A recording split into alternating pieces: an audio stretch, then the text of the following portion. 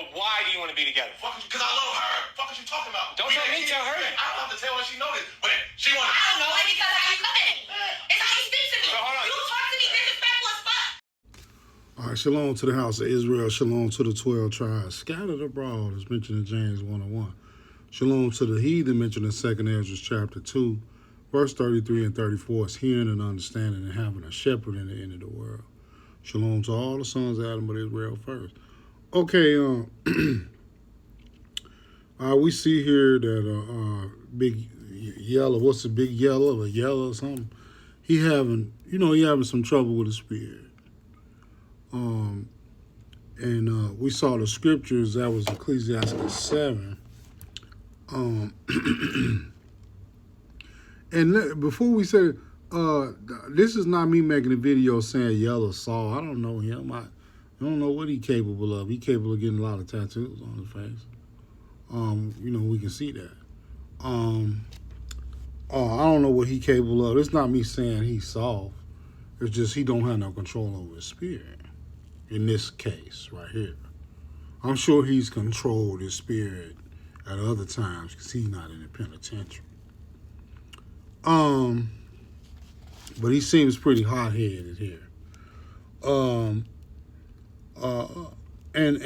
And we saw the scripture that I also put up there, and that was Ecclesiastes 7. So let's take a look at that. I'm trying to shorten it down, but fathers used to do the nigger picking for their daughters in our time when the judges ruled.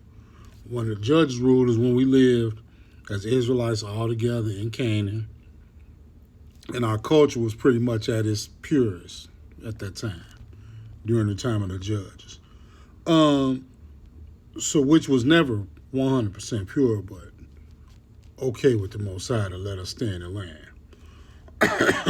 Ecclesiastes 7 in verse 24, we'll start at verse 24. It says, "Hast thou daughters? Have a care of their body, and show not thyself cheerful toward them." So it's saying, do you got some little girls, nigga? It say have a care of their body. Have a location on them. They're on their phone, have a location on that. Have a care of their body. Know where they at. Okay? This is suggest know where they at. Don't worry about them. Oh, you in my privacy, dad, and shit like that. Hell yeah, I'm in your privacy. Because if I ain't in your privacy, King Yella gonna get in your privacy. And we don't want him as a son-in-law. We don't like how he moves. Okay? Hast thou daughters? Have a care of their body. And show not thyself cheerful toward them. I'm a define cheerful for you. Don't do a lot of playing with them where they think they can play with you. Like lie to you and shit. Don't do a lot of playing with your daughters where you can catch them in little lies and they can tell you some bullshit. You can't make them answer a straight question because they know you ain't going to whoop their ass. They 100% sure they not going to get their ass whooped for playing with you. Yeah, that's what don't show yourself cheerful to your daughter. Your daughter need to be a little worried about some circumstances or the results of her playing with you as her dad.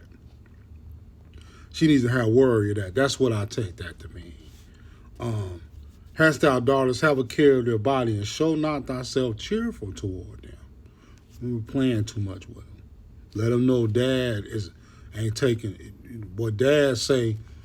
Have fun around what dad say, not what you say, what dad say. You got to be that way with your daughter, with your children in general. It says, marry thy daughter, and so shalt thou have performed a weighty matter. But give her to a man of understanding. So the phrase weighty matter, what do you think that means? That means some heavy shit what you figuring out for your daughter right here. Because he finna be a son-in-law. You finna have this nigga's seed as part of your family. Him and his seed is your family. Look how he acting. You want him as a son-in-law? I mean, to each his own. But you want a nigga with tattoos all over his face doing his neck off ass and shit, screaming at your daughter, act like he gonna hit her. You want him as a son-in-law? As a father? But Ecclesiastes 7 is good, just a little shot of that, just to set the tone to let you know that who your daughter end up with is a weighty matter. That's some serious shit. That's what our brother Sirach is telling us. Jesus is Sirach. That's what he telling us. That's what he telling us. He telling us that marrying your daughter off is a weighty matter. Okay, now I thought a great example to use of kind of like a quick little window into our culture was the qualifications that Caleb has set for a nigga that's gonna marry his daughter. I thought that was a great example of the kind of standards we had, you know. But I think to understand the standards that Caleb set for you to have his daughter Aksah, I think we should look at the type of guy Caleb was, and then you can understand the standards that he had for his daughter. Would you say he had some high standards? This is Numbers 13 and verse 16. It says, "These are the names of the men which Moses sent to spy out the land And Moses called Oshea the son of Nun, Joshua, and Moses sent them to spy out the land of Canaan, and said unto them, Get you up this way southward, and go up into the mountain, and see the land, what it is, and the people that dwell therein, whether they be strong or weak, few or many, and what the land is that they dwell in, whether it be good or bad, and what cities they be that they dwell in, whether in tents or in strongholds, and what the land is, whether it be fat or lean, whether there be wood therein or not. And be ye of good courage, and bring of the fruit of the land. Now the time was the time of the first ripe grapes." Whoop-de-doo, the Most High has it kind enough to tell us what time of season it was. It's telling you it's the first part of the grapes. This when the grapes is the most jumping. Whatever time of year that was. I'll tell you that. Okay? So Moses is saying, let's send a search party in there, see what they got, because we finna run up in here and rob them and kill them, run them off the land. So he sends a search party. And now let's talk about what kind of paraphrase, jump around and see what the business was. It says, this is Numbers 13 and 26. It says, "And they went and came to Moses and to Aaron and to all the congregation of the children of Israel unto the wilderness of Paran, to Kadesh, and brought back word unto them and unto all the congregation, and showed them the fruit of the land. And they told him and said, We came unto the land whither thou sentest us, and surely it floweth with milk and honey, and this is the fruit of it." So they know that this is supposed to be the land of milk and honey, and they coming out of there saying, yeah, that's it. Yeah, it's good. Yeah, it's what it do. They said that. It says, "Nevertheless, the people be strong to dwell in the land, and the cities are walled and very great. And moreover, we saw the children of Anak there." Anak is the giants. Giants. People that they decide to call giants. It says, "The Amalekites dwell in the land of the south, and the Hittites and the Jebusites and the Amorites dwell in the mountains, and the Canaanites dwell by the sea and by the coast of Jordan. And Caleb stilled the people before Moses." You know what still mean, right? It's a million plus people out there. So they all listening to this speech these niggas giving that went in there and saw Caleb, went in there and saw Canaan. And so Joshua makes everybody be quiet. Caleb makes everybody be quiet after they hear this. he cuts it short. Boom, yeah, it's okay. It's what the Most High said it was, bet. It says, verse 30, it says, and Caleb stilled the people before Moses and said, let us go up at once and possess it, for we are.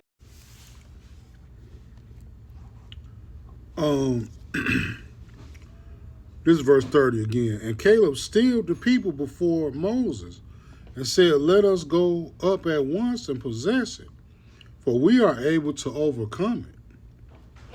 So, just as Caleb's energy, I'm ready to kick the door in, man. What we waiting on? I'm ready to go get this little money. Caleb ready to run up in there. But as the story goes on, the rest of the 10 niggas give some weak ass talk saying how big the people is. They seen the sons of Anak in there, which was the giants, and we was as grasshoppers to them. That's summing up what they told. So the people start murmuring and saying, the Lord gonna kill us out here. We should have stayed in Egypt. All that punk shit they were saying in the wilderness when the Most High started in spontaneous combusting them, burning them up, having the ground swallow them up. They murmuring. So let's jump to what Caleb's words to the people was. Let's jump to that. This is verse 7, because they thinking about going in Canaan and robbing, and Caleb is all with it. The slaughter of a bunch of different heathens. Caleb is 100% with it. It says, and they spake unto all the company of the children of Israel, saying, the land which we passed through to search it, is an exceeding good land. If the Lord delight in us, then he will bring us into the land and give it us, a land which floweth with milk and honey. You see, Caleb saying, if we be pleasing in the Most High sight, he gonna give us this land and all these heathens in it. That's what Caleb is saying. Okay, verse 9, it says, only rebel not ye against the Lord, neither fear ye the people of the land, for they are bread for us. Their defense is departed from them, and the Lord is with us, fear them not. So Caleb's saying the Most High with us, these Africans is dead. They ain't got no protection. The Most High finna let us go in Canaan and slaughter them and take the land. What is all this confidence, all this tough guy shit where is it coming from? Where does Caleb got all those nuts that he seemed like he had? Let's read verse 8 again. It says, if the Lord delight in us, then he will bring us into the land and give it us, a land which floweth with milk and honey. Only rebel not ye against the Lord, neither fear ye the people of the land, for they are bread for us. Their defense is departed from them, and the Lord is with us, fear them not. What is bread? Do you need to look that up? You need to learn Hebrew to look up bread. You eat bread, right? Is bread in Hebrew, or is it poison? No, it's bread. You eat it. So Caleb is saying these heathens, these Africans is food for us. Do we understand that? Hopefully we do. Because we showing who Caleb was. Caleb was all with the murder and robbery of the Canaanites and the colonization of Canaan. Because the Most High promised Canaan to who? Abraham, then to Isaac, to Yitzhak, and then Jacob or Jacob, and then to his sons and daughters. So Caleb is looking at that like, I know we just got here, but this our shit. And the Most High say we got to take it from them Africans, and we finna go up in there and get down on them. I'm ready to go now. That's what Caleb said. Let's go in at once. We don't need to plan nothing. Let's just run up in there. That's what Caleb was saying. So now we got a decent idea of who Caleb was, right? What type of guy he was. Remember the other 10 guys that gave that thing, Now we know the Caleb. So I gotta say this. Okay, the Israelites got the murmuring a little bit. Caleb was ready to run in there and rob and murder the Canaanites, the Amalekites, Jebusites, Hittites, and all them. Amalekites, Canaanites, Hittites, all these different Canaanites. Amalek was the only non-Canaanite. I mean, I think they're gonna get Og and Bashan too. So Caleb is all with the robbery and murder of the inhabitants of Canaan. And so let's see how the Most High felt about how Caleb felt. Did the Most High appreciate Caleb's energy, or was he offensive? No, Caleb, you too wild. No, I don't like how you move and you not being merciful. Let's go to Numbers 14. And started. Now, I'll give you some background though. The Most High was offended by them other guys' reports of Canaan talking about the giants and we can't beat them and all that. So the Most High killed all of them niggas. So let's move on to verse 20.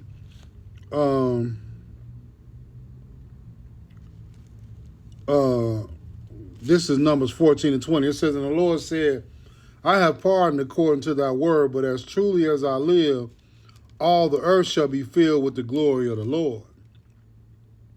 Because all those men which have seen my glory and my miracles, which I did in Egypt and in the wilderness, and have tempted me now these 10 times, and have not hearkened to my voice, surely they shall not see the land which I swear unto their fathers, neither shall any of them that provoke me see it. But my servant Caleb, because he had another spirit with him, and hath followed me fully, him will I bring into the land whereunto he went, and his seed shall possess it. So are we understanding that the Most High really dug how Caleb said, I don't even need to hear no more. Let's run up in there and slaughter them heathens. The Most High said, I like how Caleb was moving. I fool with Caleb. That's what the Most High was saying. Now Caleb, that nigga Caleb, that's my kind of nigga. That's what the Most High said. Am I reaching? But my servant Caleb, because he had another spirit with him, and has followed me fully, him will I bring into the land whereunto he went, and his seed shall possess it. So the Most High saying, Caleb done earned him some land, big land, in Canaan. The Most High liked Caleb's energy concerning this matter of the robbery and murder of the inhabitants of Canaan and the colonization of Canaan. Okay, so let's thumb over to the... So now we done thumbed on over to Joshua chapter 15, and we're going to start at 13. It says, and unto Caleb the son of Jephunneh he gave a part among the children of Judah, according to the commandment of the Lord to Joshua, even the city of Arba, the father of Anak, which city is Hebron. And Caleb drove thence the 3 sons of Anak, Sheshai, Ahiman, Talmai, the children of Anak. And he went up thence to the inhabitants of Debir, and the name of Debir before was Kirjath-Sepher. And Caleb said, he that smiteth Kirjath-Sepher and taketh it, to him will I give Aksah, my daughter, to wife. So Caleb said, okay, it's time to figure out who gonna marry my daughter. Go into that town and slaughter them Africans in there. And whichever one of you I feel like was the most gooniest goo-goo of that, and just was giving off the most goon energy, you gonna marry my daughter. You can get my daughter. So that was Caleb's energy for himself, and he expected the same thing out of the guy he gave his daughter to. Okay, in conclusion, I wanted to reiterate where all this goon energy and this bravado and this machismo came from that Caleb had.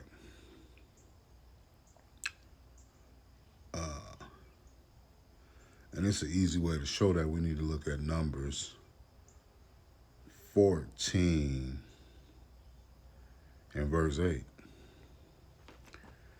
It says, and if the Lord delight in us, then he will bring us into the land and give it us, a land which floweth with milk and honey. Only rebel not ye against the Lord, neither fear ye the people of the land, for they are bread for us. Their defenses departed from them, and the Lord is with us. So that confidence, that bravado, that machismo that Caleb carried, it was faith-based. It was faith-based.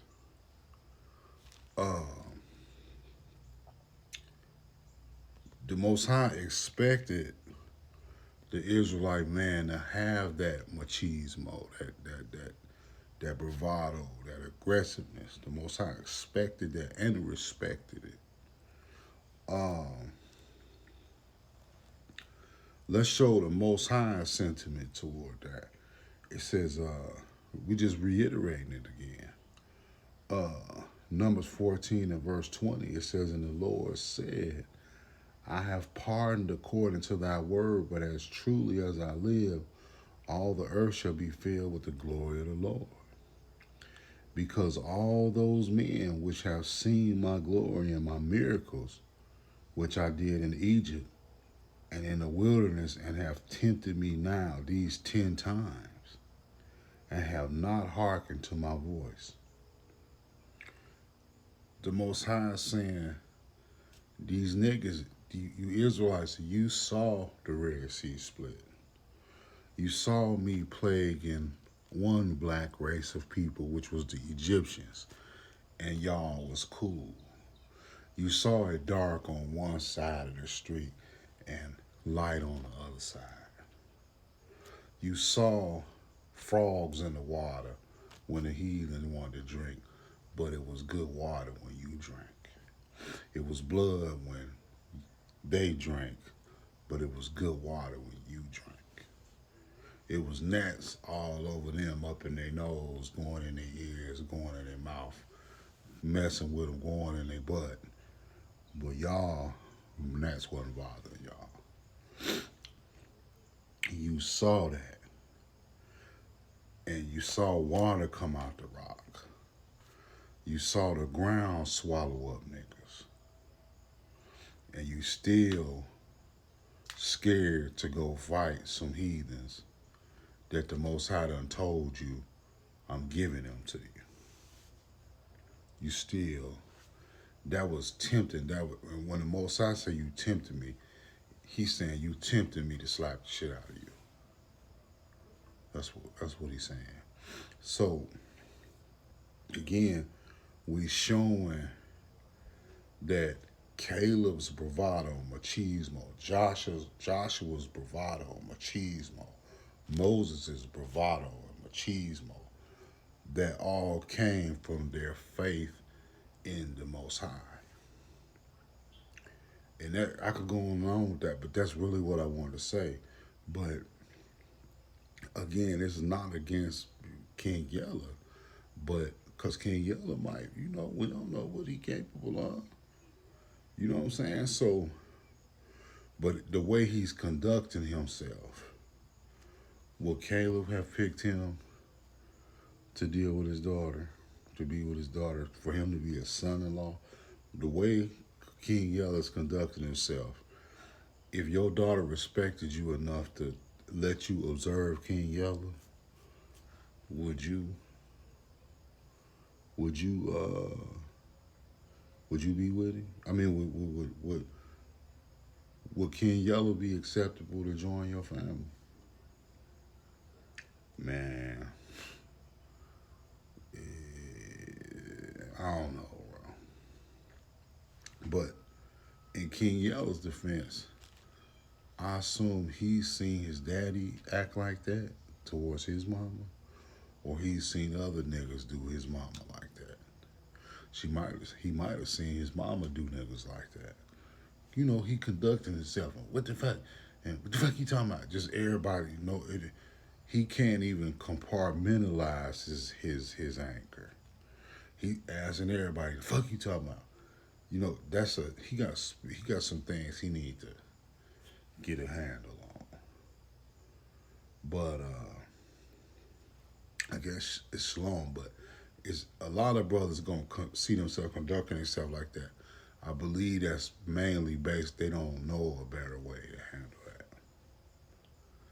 But we gotta read. Reading gotta be fundamental. But Shalom.